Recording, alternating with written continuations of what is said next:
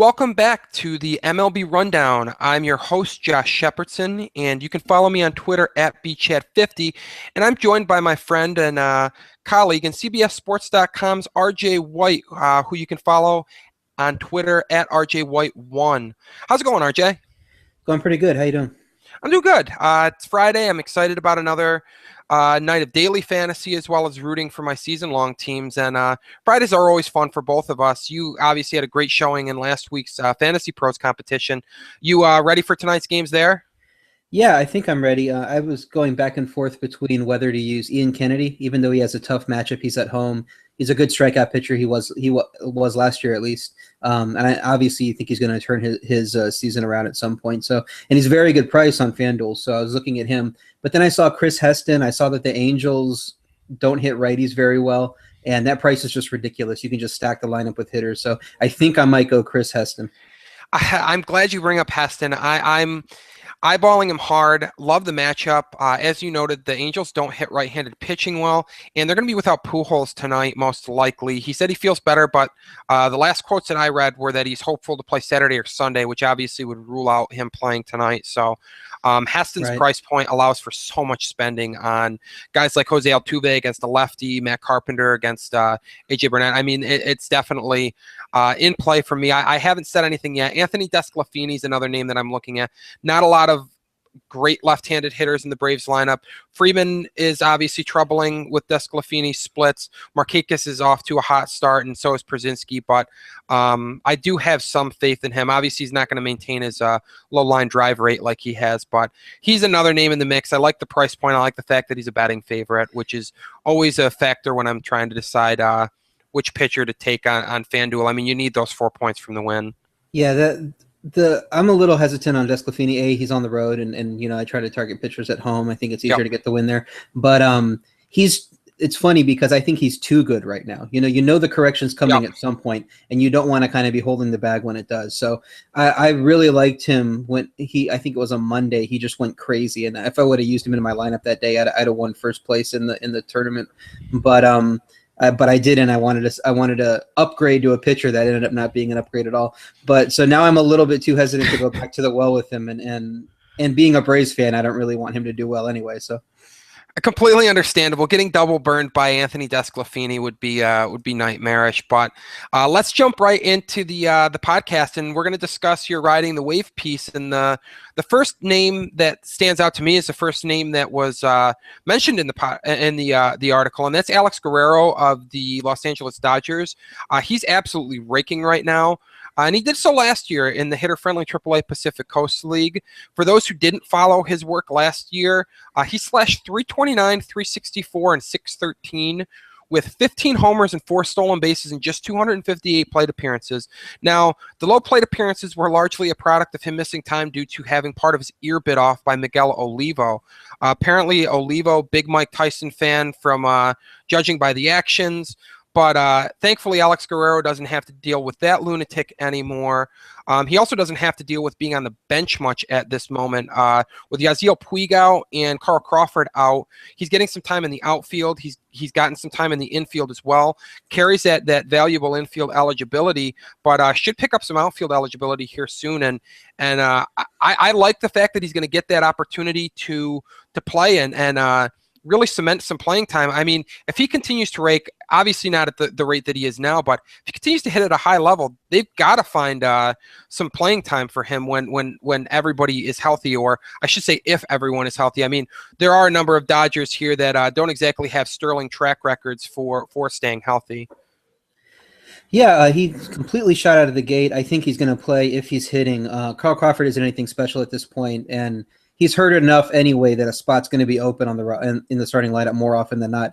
Juan Uribe is solid at third base, but he doesn't possess Guerrero's upside, obviously. You have to figure that if they don't feel like they're going to play him every day, that he could bring back something of quality in a trade. And we know that they had a rotation spot open up because they need to replace Brandon McCarthy. RIP, by the way, to our favorite buy low target on this podcast. It's sad to see him go down. But we know, of course, that Guerrero's not going to remain this hot all season. His ISO right now is 654. And for those unfamiliar with that scale of that stat, We typically see players with good power around 200 to 300, with elite guys maybe a little higher than that, but nothing like 654. Adrian Gonzalez leads the league among qualified players with a 407 right now, and Barry Bonds posted a 536 ISO during a 73 homer season. So Guerrero is hitting the ball better than Barry Bonds did at his peak.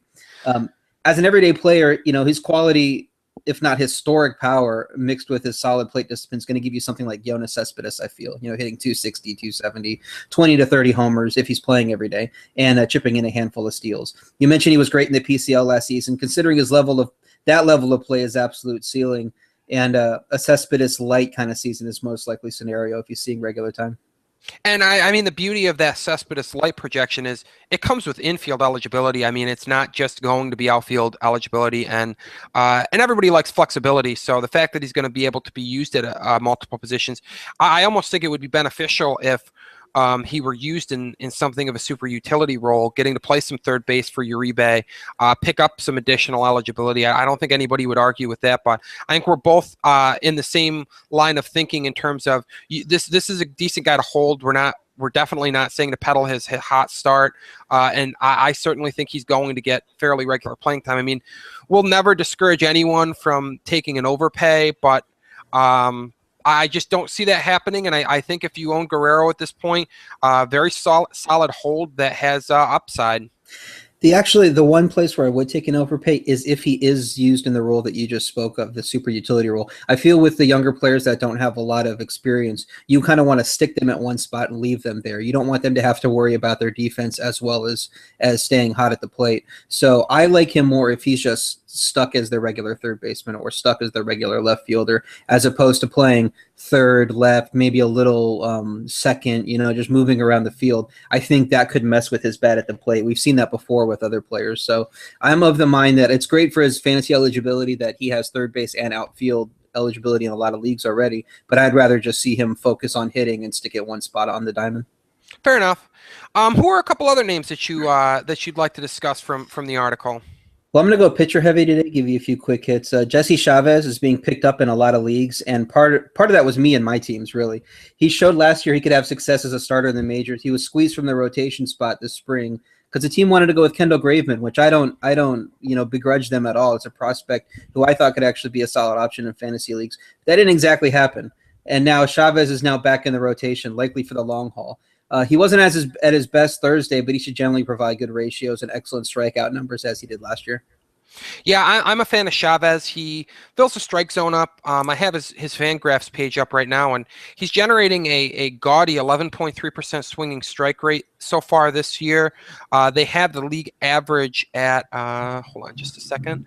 That is checking in at 9.3% this year. I'd expect some downturn in that based on the fact that he has some relief appearances this year, but checked in at 8.8% last year. So we're talking about a guy that should at least provide league average strikeout rates, and we saw him provide more than that last year, and averaged 8.38 K per 9 last year. I think a repeat of that is very much doable. So I'm with you. Pitches in a great ballpark for pitchers. So Jesse Chavez is a name that I would definitely advise people go out and get if you have some pitching needs. Maybe if you were bit by the injury bug by Adam Wainwright and looking for a replacement, Chavez looks pretty good to me. Yes, we're seeing him added in a lot of leagues, and a guy we're seeing flip side dropped in a lot of leagues is Mike Fiers. Aside from Graveman and all the injury-laden arms, I think he might be one of the most dropped pitchers in fantasy. He's been hit hard so far, so you can understand people wanted to drop him. He's given up a 5.79 ERA and already 4 home runs in just 18 and 2/3 innings of work, and he hasn't lasted very long in his 4 starts. He didn't have a high home run rate in his previous 2 extended stints in the rotation last year and in 2012. And he has a 431 BABIP, and that's going to come down at some point. We know he's not going to give that up all year. Considering he's still racking up strikeouts, something he couldn't do during his down year in 2013 when everybody was completely out on him. And his walk rate this year isn't too far out of whack. I mean, it's a little elevated, but it's not like he's walking 5 batters per 9. I think he'll still settle in as a viable every week fantasy starter. I'm hanging on to him personally in my Dynasty League where I own him, and I'm looking to buy low in all my redrafts. I don't think that's a bad move. I was less ambitious in my prognostications for Flyers this year, but that's mostly due to my velocity bias. I worry about guys that don't have that top shelf velocity, but the swinging strike rate's great this year, and the underlying stats look good again. So I think he at least needs a little bit longer leash.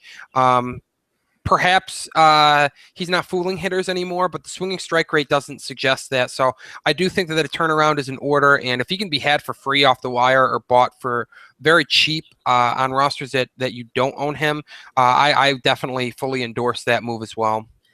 Then moving on to one more pitcher I highlighted in the deep recommendations ads is Marco Gonzalez. He ranked as the number 50 prospect in baseball by Baseball America in this past offseason after going 9-5 with a 2.43 ERA, 117 strikeouts, and just 27 walks in 122 innings over his 21 starts across the top 3 minor league levels last season.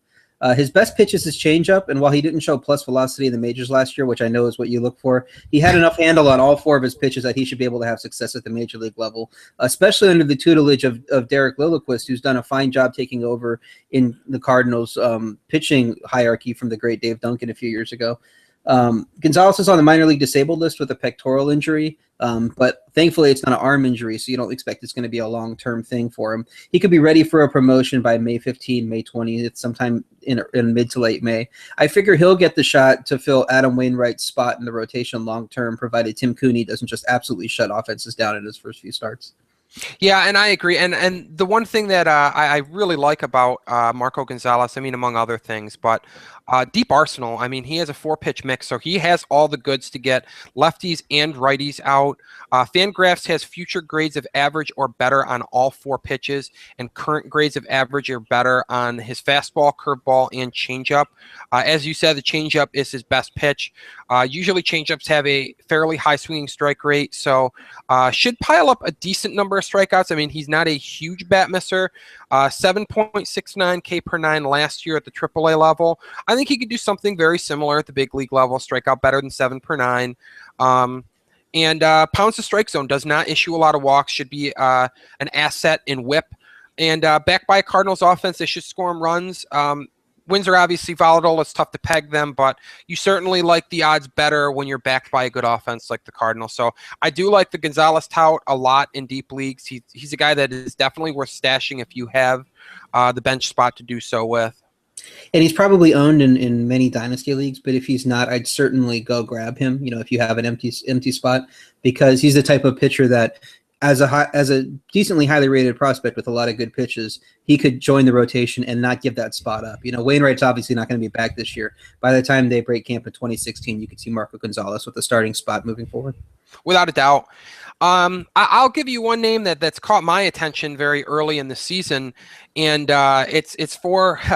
he's a member of the organization that currently leads the American League West on May 1st, and that's the Houston Astros. Carlos Correa is absolutely raking right now. Jed Lowry's on the disabled list, which is fairly predictable. Lowry is not exactly a stranger to being nicked up, but Correa. Playing at the AA level this year, he was the first pick in the 2012 amateur draft.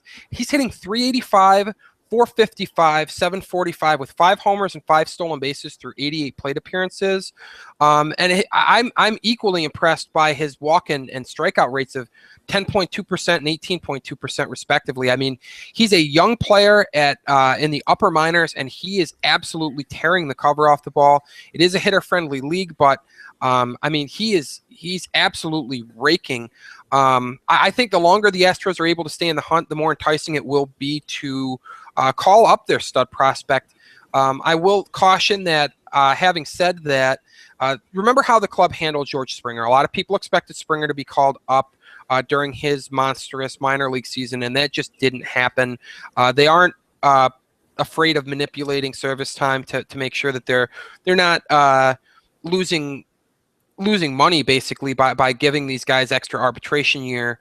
But it's not a perfect parallel. The Astros are winning currently. They were not winning when Springer was raking in the minor league level. I don't expect the Astros to hang around all year, but we have seen stranger things happen. I mean, I think back to the Orioles finally turning the corner a few years ago. So, I mean, I like Carlos Correa. I do think we're going to see him sometime this summer. I don't bring up his numbers now to say, you know, go grab him in standard 12-team mixed leagues and stash him.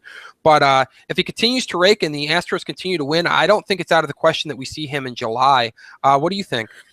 Yeah, I don't think we see him this year. You know, maybe a little bit in September. But you know, I love him like long term. He's one of the 5 guys you want on your team in a dynasty league as far as prospects go, especially with Bryant now promoted. But he's seeing his first action above high Class A this season. And while he was great in April, I don't think the Astros are going to feel comfortable leaping him all the way to the majors after about 200, 250 at bats in the high minors, even if he's doing well. One of the key things I think organizations look for in prospects like this is how they battle back from adversity and make adjustments in order to have continued success. Correa hasn't had that happen. He's just been killing the ball, you know, every level that he's gone. He hasn't reached that part where he's been challenged yet, really. And the Astros know that he's not going to rake every single day in the majors. Nobody's that good to come up and not have a bad day, you know, in the majors. And I'm sure they want to see how he bounces back from a slump on a far less significant stage than in a potential pennant race or a playoff race. I think they have a plan with Correa. Obviously, they have a plan with a lot of their young players, like you mentioned with Springer. And I think they're going to stick to it no matter how he's doing or how the team's performing. They're really in this for the long haul, not to chase a playoff spot earlier than what they probably believe to be their championship window. So it's amazing to see him in the minor league level. I just don't think we're going to see him in the majors. That's fair enough. Let's close the show as we always do and take some questions from the forum. The first question is from TN Brave. TN Brave plays in a 10-team head-to-head weekly points league with what they describe as fairly standard scoring with -1 for strikeouts. Which shortstop of this trio would you prefer roster? TN Brave currently owns Alexi Ramirez, but Starlin Castro and Marcus Semien are available. I have Alexei in a league, and I'm not a huge fan of him at this point. I mean, he's hit some doubles, but no home runs. It's apparent the 15 home runs he hit last year that harken back to his prime are going to turn out to be an outlier. So I kind of put him third among the group. Starlin Castro's been great so far. I'm a little worried that he's shown virtually no power. He's hit 2 homers, but just 1 double in his 27 hits. Semien I'm starting to buy into more and more. He's starting to show some nice power to go with his speed. He's handled right-hand pitchers this year, which was an issue for him last season. That's something that you look for in a guy that you think might be taking the leap, a young guy especially. The strikeouts were certainly a drawback. He has 18 strikeouts this season, but one of the big positives is that the A's are hitting him second now with Ben Zobrist on the DL. And considering that he spent the first half of April batting 8th or 9th, that's pretty huge to move up to second. I feel like of the 3, Castro has the highest floor for sure, but Semien has the highest ceiling also equally for sure. If it was my team, I'd probably roll with the upside in Semien. It's interesting. It really comes down to Semien or Castro for me. I am a big Semien fan for all the reasons you highlighted. I think I like Castro just a little bit more. 2012, his down year for Castro is looking like a clear outlier at this point. He's a career 285 hitter. Posted double-digit home run power throughout most of his career. So capable of stealing bags. His stolen base and power upside don't rival that of Semien. Semien a little bit higher in each, most likely. I think you hit the nail on the head by mentioning Castro's floor. I think the floor is higher for Castro, and I think if it were my roster, I would lean Castro, but Semien is right there. It is pretty much neck and neck. So basically, the long and short of it is cut Alexi Ramirez for one of these 2 players. I think you'll be happy with the results. And particularly, Semien probably has eligibility at 3 positions in that league at this point. I imagine he has triple eligibility in all leagues. There should be a spot for him on your bench. You know, you should be able to cut Ramirez for Castro and find his place to put Semien to have him back up 3 positions with as well as he's playing. Yeah, I think that's a really good advice. The next question comes from user Rasto21585. Rasto plays in a 20-team dynasty league and wants to know if Mike Moustakas is legit and if they should accept a 2-for-2 trade of Moustakas and Drew Smyly for Evan Longoria and Taijuan Walker. What do you think? I think Moustakas is solid. I don't. The numbers that he's performing right now, I don't think those are legit. I don't think he's going to be a top 5 third baseman long term. There's no way I do that deal. Walker hasn't been able to sustain his spring awesomeness in the regular season, we know, but that's not exactly groundbreaking news for young players without much experience in the majors. He still has plus stuff that comes out in flashes, and he's gotten better and better over his 4 starts. In a dynasty league, I think of the 4, Walker's the most valuable asset of the bunch, so I wouldn't trade him away to try to land Moustakas. I'm certainly not dealing him hoping that Moustakas is going to keep this kind of production up.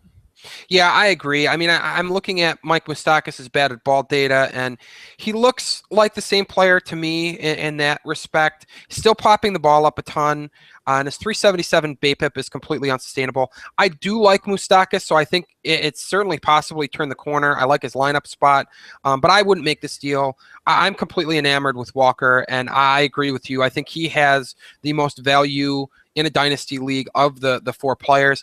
I do like the idea of shopping Evan Longoria for a younger alternative, but I do think you can do better than grabbing Moustakas, and certainly do better than having to shop Taijuan Walker as well to go out and buy high really on Mike Moustakas. Do you have anybody in your mind to shop Longoria for if you're looking at third baseman? I mean, I think if you're going to shop Longoria and Taijuan Walker collectively, I would be looking to get a much higher ceiling player like a Manny Machado. Maybe shop Longoria to a team that owns Addison Russell at this point if they're in it. I'm looking younger more or less. I'd be more willing to roll the dice on a guy who's younger than Moustakas and who hasn't had the failure at the big league like Moustakas has.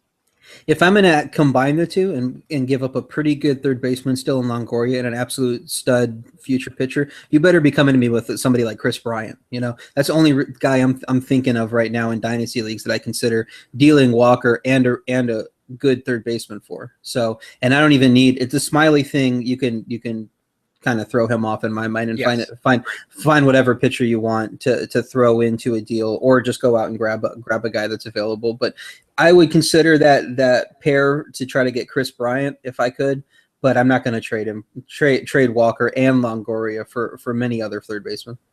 Yeah, I don't disagree with that. I think the key here is getting Walker out of that. If you're gonna look younger at third base, try and deal Longoria for a less established player, maybe that has a higher ceiling, but really depends on what you're looking to do this year and going forward.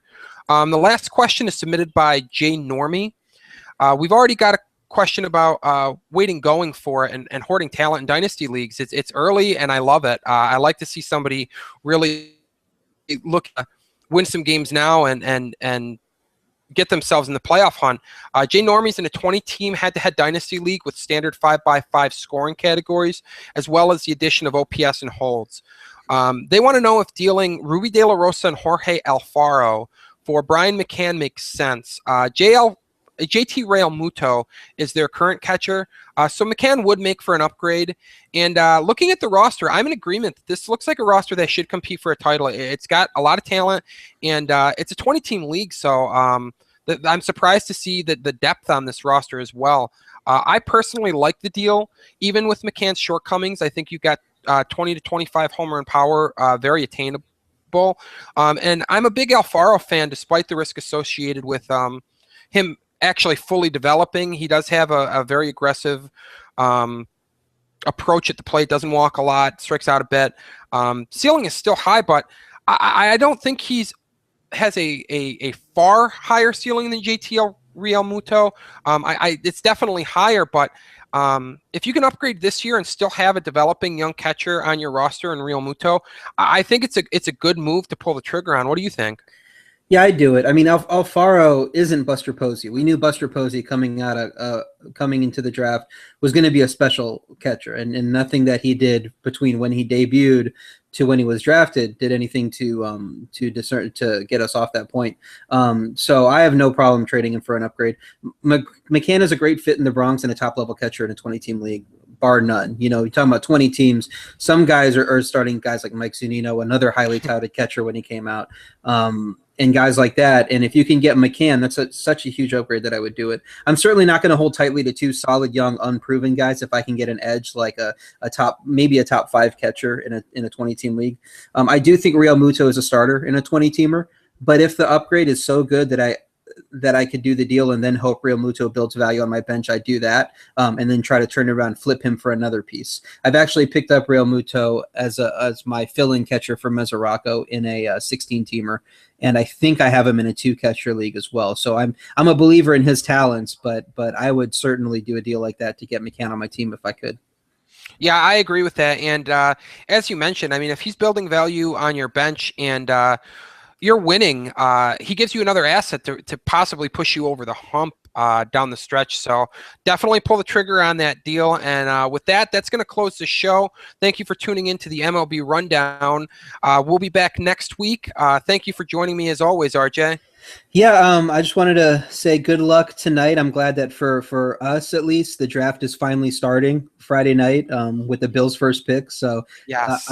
I am super stoked to sit down in front of the TV and watch the draft tonight. So am I. Good call on that. I mean, we're on the Fantasy Baseball Cafe podcast, but everybody loves a little football talk now and again. And as Bills fans, we had a long first night waiting it out, but I'll be honest, I'm glad they didn't do anything ridiculous like trade back into the first round. I was just keeping my fingers crossed all night that I wasn't going to see the Bills pop up on the screen as being on the clock. I mean, take your medicine now. You lost your pick already. Don't mortgage any more future assets. I really like the team this year, but we'll save that for another podcast. What did you think of the night? Were you glad to see that they didn't do anything crazy and move into the first round? I was so glad. It would have absolutely ruined my night if they'd have traded up to like 31 and drafted Bryce Petty. I would have been like, what are you doing? But so by the time we got to the end, there was hardly any trading at all. That was the one thing that made me sad about the night. There were supposed to be all these big deals going down, and all these teams wanted to move up and all these teams wanted to move down. And it was a pretty quiet draft all in all, which was kind of sad for me. Yeah, I agree. So enjoy the draft tonight. Hopefully we'll both be pumping our fist in excitement with whoever the Bills select. And I'll talk to you next week. All right, have a good one.